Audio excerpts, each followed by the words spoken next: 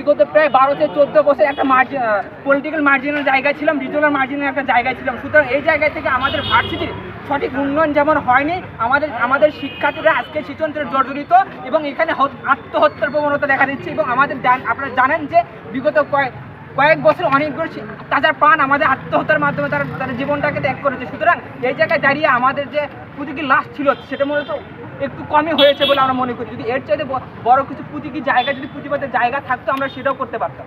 আমাদের চাওয়াটা তাদের সাথে একটু পার্থক্য থাকে, কারণ যখন আপনি ক্যাম্পাসের ভিতরে যদি কখনো চাইবেন তখন দলীয় একটা প্রভাব বা একটা জায়গা একটা গোষ্ঠীকে আনার একটা পায়তা থাকতে পারে। আমরা দেখছি আমাদের 5ই আগস্টের ছাত্র জনতার যে গণ অভ্যুত্থানের ফলে যে একটা ফেজিস্টকে এই জায়গা থেকে বাংলাদেশ থেকে বিতাড়িত করতে পেরেছে। আমরা চাই না দ্বিতীয় কোনো ফেজিস্ট কোনো রাজনৈতিক রেজিম এই বাংলাদেশে আর রাজত্ব কায়েম করুক।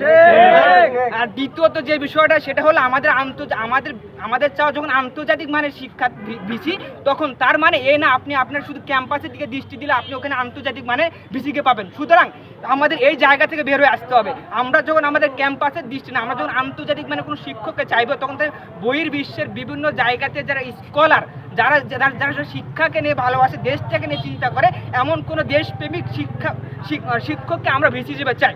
আর দ্বিতীয়ত হলো আপনি আর একটা প্রশ্ন করেছিলেন আমাদের পূর্ণাঙ্গ ভিসি না হলে সমস্যাগুলো কি। দেখেন আমাদের প্রত্যেকটা হলে খোঁজ নিয়ে দেখবেন যে যারা এই ছাত্র আন্দোলনে হামলা করেছিল তাদের ভিতর থেকে এখনো অনেকে ক্যাম্পাসে আসতেছে এবং এই ক্যাম্পাসে হলগুলোতে তারা পুনরায় আবার প্রবেশ করতেছে। এবং আমাদের তথাকথিত বাংলাদেশে প্রতিষ্ঠিত যেসব রাজনৈতিক দলের ছত্র ছায় লালিত যেসব বিভিন্ন দল আছে তাদের সৈনিকগুলো তারা কিন্তু বিভিন্ন হলগুলোতে সংগৃহীত হয়েছে, যেটা আমাদের নিরাপত্তার জন্য হুমকি স্বরূপ। সুতরাং আমরা এই জায়গা থেকে আমাদের যারা বর্তমানে কনসার্ন আছে, যারা আমাদের উপদেষ্টা মন্ত্রী আছে, তাদের দৃষ্টি আকর্ষণ করছে আপনারা এখানে অতি